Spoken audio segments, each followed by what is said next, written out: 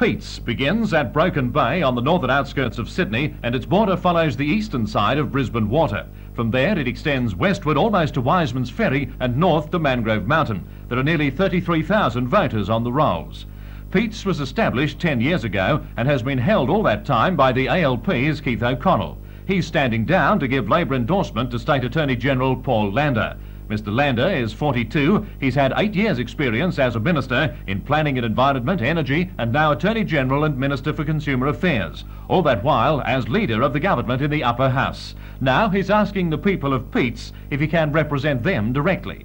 Well, I think as a minister in a government for 8 years, I've got the experience and the capacity to achieve things for Peats that have never been considered before. I think access to budgetary decisions and access to funds are going to make big improvements on the basic issues such as roads, sewerage, rates, and the important day-to-day issues that concern people. Standing for the Liberal Party in Peats is 29-year-old Jim Lloyd, married with 2 small sons. Mr Lloyd has been a small businessman for 11 years with a milk run at Mooney Mooney on the Hawkesbury River. He's been a member of the Liberal Party for 18 months and is concerned very much with the bread and butter issues in the electorate. Firstly, I live in the area. I'm a resident of the electorate of Peats, and I think that is vitally important. I've had a small business, a milk run in this area for the past 11 years.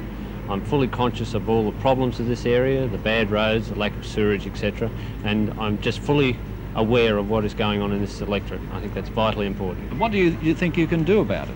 Well, I hope to be a very active member of the next Liberal National Party government, so I believe that they will gain government on the 24th, and I think that it's important that we have a member of Peats who is in the government, and that way I can put forward my views very strongly, and that hopefully we will gain a lot more services for the Peats electorate. The third candidate in Peats is 37-year-old John Aitken. He is married, has 2 young children, and has lived at Umina in the electorate since 1976. Mr Aitken joined the Australian Democrats after the 1980 federal election and stood for them in the 81 state election. This time he's been endorsed again by the Democrats. Looking after the people of Peats in this electorate since before the 1981 elections. I re-nominated immediately after the last one so that I could continue to do so. I've been doing my level best to look after them through the media, such as yourself, trying to get through to the people and protect them from the sorts of things that are happening around them. There are rip-offs going on around this area which are costing the ratepayers enormous amounts of money and which I feel very restricted in my ability to do anything about. I can achieve that so much better from within Parliament that I sincerely hope that they will do again what they did last time, which was treble the vote. Now to Gosford, which was the cliffhanger electorate in 1976, which saw Labor's Brian McGowan take the seat from the Liberals by only 74 votes. In the 2 state elections since, Gosford has been very closely contested, and a swing of only 6% this time is needed to unseat McGowan.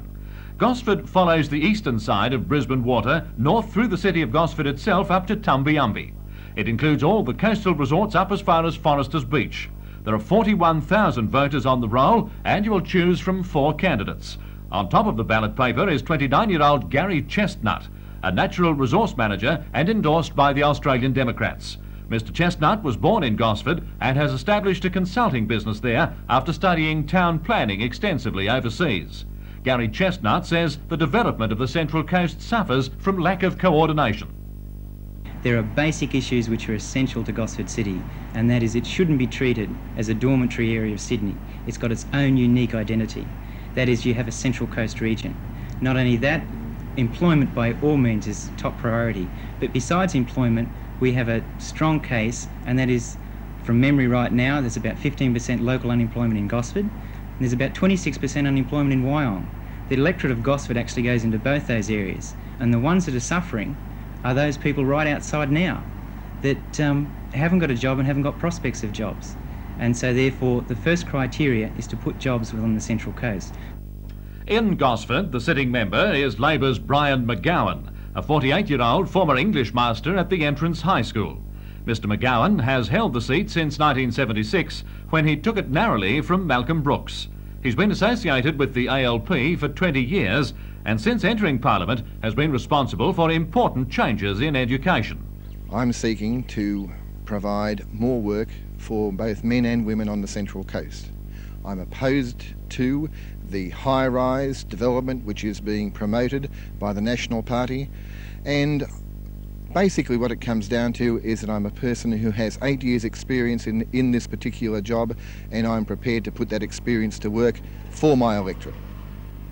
The contest for Gosford has been complicated by the entry into the fray of the National Party. Its candidate is former Mayor of Gosford and Company Director Don Leggett. Until just recently, Mr Leggett had been a member of the Liberal Party, and the Liberals have always polled well in Gosford. So it remains to be seen just what support he will gain with the National Party. The local issues that I'm particularly concerned about are the escalating costs of supporting the sewage loan rate, which is now at a prolifically high figure. I have the support of both the leaders to say that we can put $6 million directly into the sewage scheme locally, which will reduce the rate. We lose probably 2 or 3 times the national average of people to road deaths in this area because of the Freeway Association and because of bad roads. Both the leaders have also given me full support in probably $2 million worth of immediate minor road funding and very significant funds for the highways that pass through the area. The other major factor that I'm interested in is giving the local people the right to choose their own school for children, which I think is very important in this area. Carrying the flag for the Liberals in Gosford this time is 36-year-old solicitor Chris Harcher. Mr Harcher is a long-standing member of the Liberal Party, attended the same Sydney college as the opposition leader Nick Greiner, and now lives at Wombrel with his wife and 3 sons. It's his first election, and he has campaigned strongly on the issue of unemployment. We want to clean up New South Wales, we want to make this a better state, and our program is for a greater Gosford. And what we intend to do is to improve the roads. They're terrible in this area, as you probably saw when you came down. We want to fight crime, get the police back on the beat. We want to help our aged people. They're fighting now against any proposed assets tests by the RAN or the Hawke governments. We want to help them by taking the FID off their pension checks. We aim basically look throughout all sectors of the community and give them a fair go. But above all, we want to end the corruption and the miasma of crime that pervades this state just as much as it pervades the United States and some other areas. Our aim is to clean up New South Wales.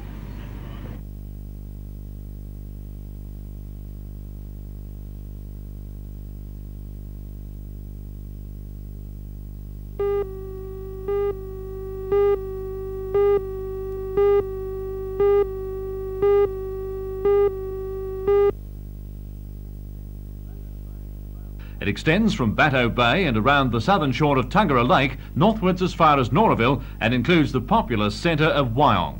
Out west it reaches beyond Kalnura to the old Great Northern Road, encompassing all up 36,500 voters. First name on the ballot paper is that of independent candidate Clem Payne, a 44-year-old storeman labourer at the new Iraring power station. Mr Payne has been on Wyong Council for 3.5 years and feels he'd be better placed to help the area from the position of a seat in State Parliament. I will fight for free ambulance for all people of New South Wales, rate pegging reductions for water and sewerage rates, and a reduction in rates for the unemployed. I offer a greater provision of safety in Wyong, including the full upgrading of Wyong Hospital to a general hospital, including a maternity section. The more and better pedestrian crossing facilities in Wyong, especially for school children and the elderly. The provision of at least one more fire station, urban fire station in Wyong, and manning of 2 on a more permanent basis. The Australian Democrats candidate in Tugra is 46-year-old Mr Lynn Sawyer, who also stood last time in 1981. Mr Sawyer is a self-employed electrical contractor who has lived at the entrance for the past 14 years with his wife and 4 children. Lynn Sawyer joined the Democrats in 1978 and sees his greatest concern as the youth of the nation. Been considered a blue ribbon Labor seat in our area, and that price that we pay is that, we've got them in their pocket, you know, there's no great problems with education, hospitals in our area. It's to be noted that the government of today has decided to turn around and give us $4 million for Wyong Hospital, and only 7 months ago they were wanting to close it. These are problems that exist. We are a growth area. They refuse to take that as a standard type of exercise. That the problems are that people have just been plopped in our area and told live. And, you know, that's not the exercise. If they can't organise themselves today, as far as if we look at our schools, they've all got demountables around them. You know, what have they got to offer our children at the end of their school yearing? It's a problem. So I maintain that I'm up front and I'm in there digging for them. The Liberals are contesting Tugra in the person of 36-year-old Les Nunn, who has lived in Wyong since the age of 10. He's now married with 4 children and is a small businessman, having left the army after 12 years. Les Nunn saw service in Vietnam as a training officer in Papua New Guinea and in Darwin after Cyclone Tracy. His aim is to put incentive back into the business sector to produce jobs. The electorate of Tugra has been considered politically safe for too long. It's time that the funds that have been going into marginal seats were given to Tugra for its special growth. We have a growth of 33% in our electorate since the last election, and we are getting no consideration from this government. It's time that we got some consideration, and the only way to do that is to get in there and take it over politically. Thank you. The sitting member in Tugra with a very comfortable majority is Labor's Harry Moore. Mr Moore is a former building contractor and secretary to the Minister for Local Government and Roads. He spent 30 of his 59 years on the Central Coast, all that time as secretary of the local branch of the Labor Party. A swing of more than 15% would be needed to topple him. Well, I believe that I should be there, continue to be the member to carry out the objectives that I set in motion 2.5 years ago. The upgrading of the hospital facilities of Wyong, the road works and the associated objects, the 2 rail crossings at Tugra and Warnervale, the associated work that has commenced on some of the large drainage problems, beach restorations in the area. Next, we look at Swansea. This is an electorate of 37,000 voters which came into being just before the last elections in '81. It extends along the eastern side of Lake Munmora and Lake Macquarie from Budgewoi to Gateshead, including also the heavily populated areas of Swansea and Belmont. It's in the electorate of Swansea that we see the only candidate from the Socialist Labour League, a revolutionary socialist party calling for the nationalising of banks, basic industries and big monopolies without compensation.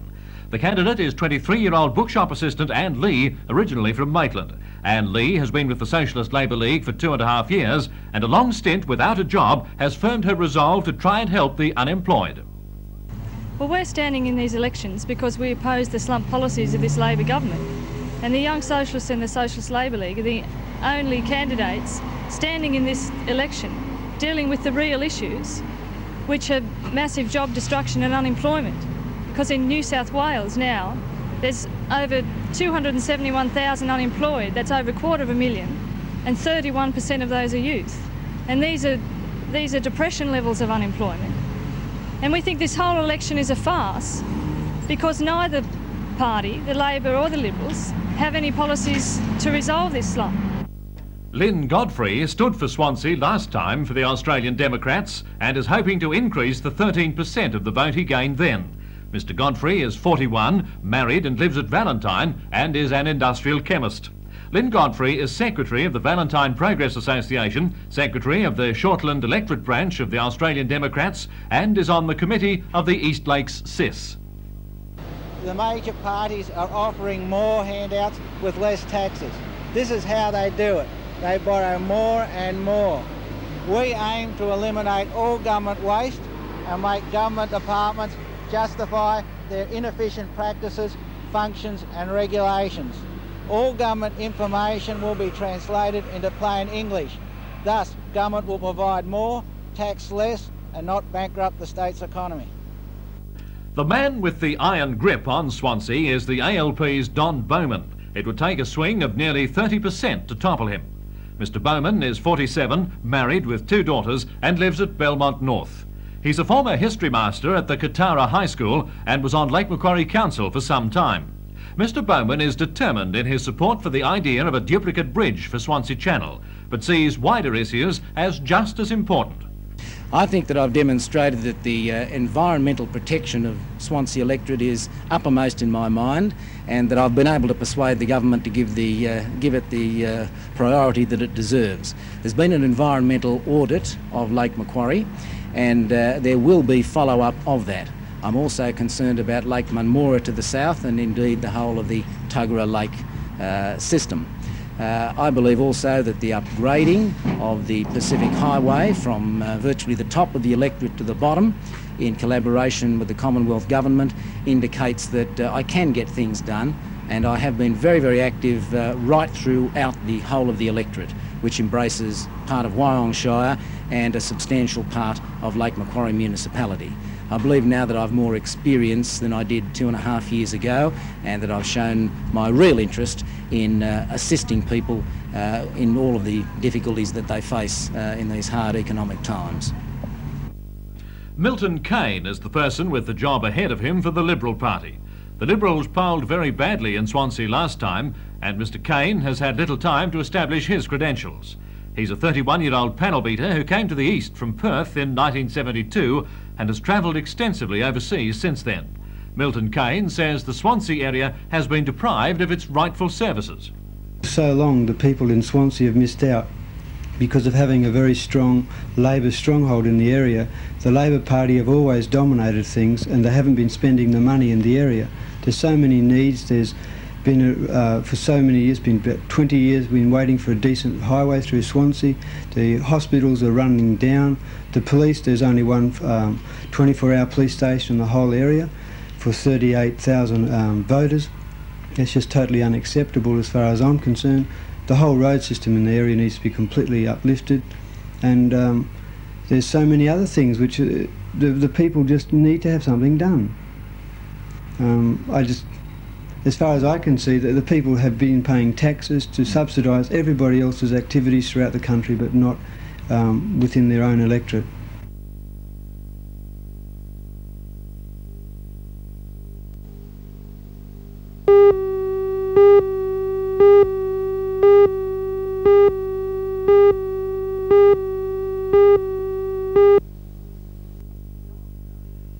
Charlestown electorate's 35,000 voters live in the area from Redhead to Merewether and out as far as Katara Heights, with a pocket extending up into Adamstown and Broadmeadow. This time you have to decide between only two candidates, Peter Wilson for the Liberal Party and Richard Face, who's been the member for Charlestown for 11.5 years. A swing of 18% would be needed to unseat the ALP's Mr Face, but that's most unlikely, even though the electorate covers the far from working class areas of Merewether, Dudley, Katara and Adamstown Heights.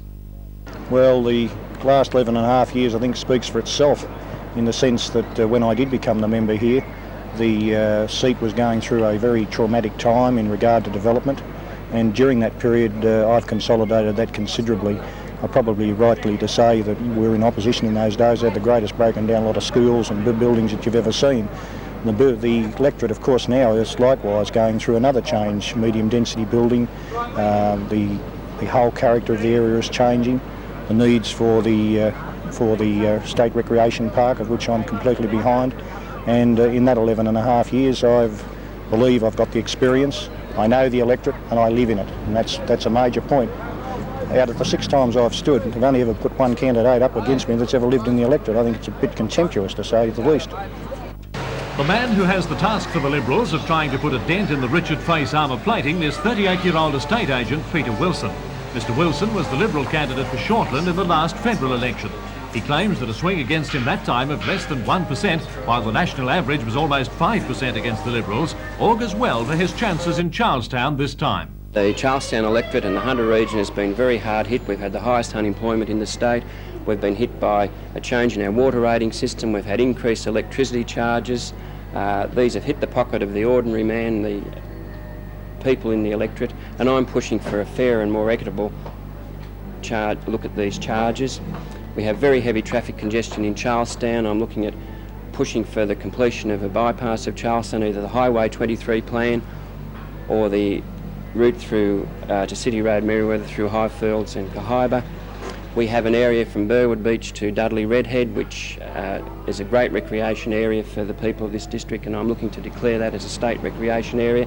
Since 1977 they've been planning that, and I'm looking towards pushing for the completion of that.